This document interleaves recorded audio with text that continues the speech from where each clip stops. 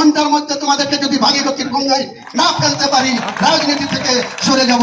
আমি যেদিন ময়দানে মুসলমানদের নিয়ে নেমে যাব না, সেদিন এমন সাটা ভাঙা মাছ শুরু করব যে আপনাদের পতাকা বহন করার লোক থাকবে না।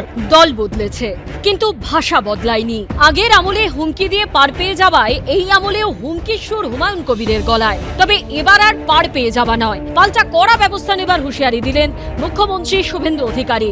মুর্শিদাবাদে হুমায়ুনের গড়েই তার বিরুদ্ধে রেজিনগর ও শক্তিপুর থানায় জোড়া এফআইআর দায়ের করা হয়েছে বলে বিধানসভায় জানালেন মুখ্যমন্ত্রী।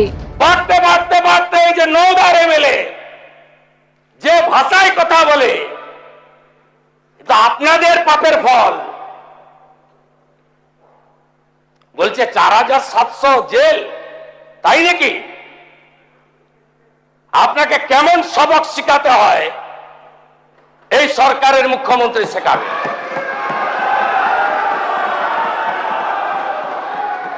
আচরণ ভদ্র করুন,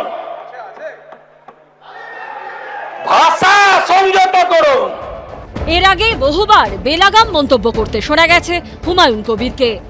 তোমরা হাতির পাঁচ পা দেখেছো, কিন্তু যদি ভেবে থাকো যে 30% লোক মুর্শিদাবাদ জেলায় আর আমরা 70%। শুভেন্দু অধিকারী বিরোধী দলনেতা থাকাকালীন তার সঙ্গেও বাগযুদ্ধে জড়িয়ে পড়তে দেখা গেছে হুমায়ুন কবিরকে। বিজেপি সরকারে আসবে, চ্যাংদোলা করে তুলে রাস্তায় ফেলবো। সে যদি আমাকে তুলে ফেলতে পারে, আমিও তাকে ঠুসো দিতে পারি। গত বছরের ডিসেম্বরেও ছেলের বিরুদ্ধে জামিন অযোগ্য ধারায় মামলা রুজু হবার পর পুলিশকে শাসাতে দেখা যায় হুমায়ুন কবিরকে।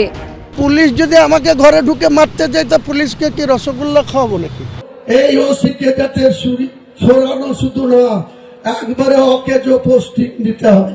যদি না দেয়, 10,000 লোক নিয়ে থানা ঘিরে একে কলার ধরে থানা থেকে বের করবো। কারো বাপের ক্ষমতা থাকে তো আমাকে রুখে নেবে। এই শক্তিপুরের ওসিকে হচ্ছে মানুষের বাচ্চা না, একদম হারামখোর, একদম বেঈমান, একদম সাম্প্রদায়িক লোক। হুমায়ুন কবিরকে শায়েস্তা করতে এবার কি তার বিরুদ্ধে কড়া ব্যবস্থা নেবেন শুভেন্দু অধিকারী? উজ্জ্বল মুখোপাধ্যায় ও কৃষ্ণেন্দু অধিকারীর রিপোর্ট, এবিপি আনন্দ। আরে পেন যদি ফিরে ডাকি বয়, তাহলে দোয়াস্টার নাম মমতা ব্যানার্জি।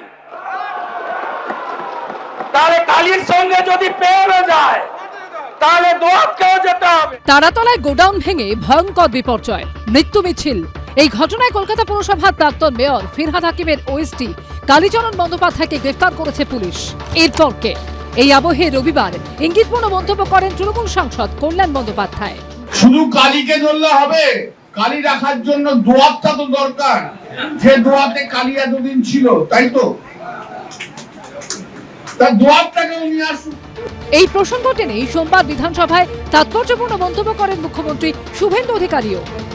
আরেকজন বলছেন কালী তো গেছে, দোয়াত আর পেন যায়নি কেন? আরে পেন যদি ফিরে ডাকি বয়, তাহলে দোয়াতটার নাম মমতা ব্যানার্জি। তাহলে কালীর সঙ্গে যদি পেয়ে যায়, তাহলে দোয়াতকেও যেতে হবে। একসঙ্গে সবাইকে যেতে হবে। কিন্তু এই সরকার প্রমাণ ছাড়া কিছু করবে না। জোগাড় করছি, এভিডেন্স থাকলে কাউকেই ছাড়বো না, নিশ্চিন্ত থাকবো। শুক্রবারই সরকারি আইনজীবী আদালতে সওয়াল করেছিলেন কালীচরণ যা করতেন তা পুরো টিম ওয়ার্ক। যেখানে অনুমোদন দেওয়া যাবে না, সেখানে কালীচরণ অনুমোদন করিয়ে দিতেন। এরপর শনিবার কার্যত ডেডলাইন দিয়ে ফিরহাদ হাকিমের গ্রেফতারির দাবি প্রসঙ্গে ইঙ্গিতপূর্ণ মন্তব্য করেন কুণাল ঘোষ। যদি আজ 5টার আগে অ্যারেস্ট হন ফিরহাদ হাকিম, তাহলে বুঝবো শুভেন্দু অধিকারী যা দেখিয়েছেন ঠিক করেছেন, সততার সঙ্গে দেখিয়েছেন। সোমবার বিধানসভায় এই প্রসঙ্গও তোলেন মুখ্যমন্ত্রী। বলছেন আপনি প্রাক্তন মেয়রের নাম বলেছেন, বিকেল 5টার মধ্যে গ্রেফতার করতে হবে, তাই নাকি? তাহলে আপনি এখানে চলে আসুন, যাকে তোলার তুলেছি। মুখ্যমন্ত্রী নিজে বলেছিলেন যে দেখুন কার সই আছে, প্রাক্তন মহানাগরিকের। আমি সেই কারণে বলেছিলাম যে যদি দোষের হয় তো তাহলে আপনি অ্যারেস্ট করুন। এখন মূল প্রশ্ন হলো, কোন বড় মাথার দিকে কি এগোবে নতুন সরকার? উজ্জ্বল মুখোপাধ্যায় ও কৃষ্ণেন্দু অধিকারী রিপোর্ট, এবিপি আনন্দ। এবিপি আনন্দ, এগিয়ে থাকে, এগিয়ে রাখে।